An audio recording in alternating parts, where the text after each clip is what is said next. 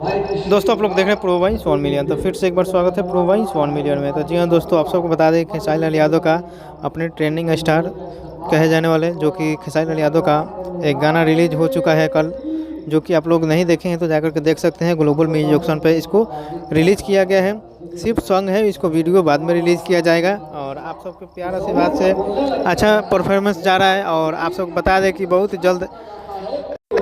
जल्द आप सबके बीच में वीडियो भी इसको रिलीज़ किया जाएगा। और आप सबको बता दें कि बहुत ही जल्द आप लोग ने अच्छा परफॉर्मेंस निभाए हैं और दिखा रहे हैं, जो कि ट्रेंडिंग में चला गया है गाना, जो कि 23 नंबर पर ट्रेंड कर रहा है। और आप सबको प्यार आशीर्वाद से खेसारी लाल यादव का जो भी गाना आता है अपना जलवा दिखाते हैं। और आप सबको बता दें कि बहुत ही जल्द डांस मूवी का जो गाना है उसको भी रिलीज़ किया जाएगा आप सबके बीच में।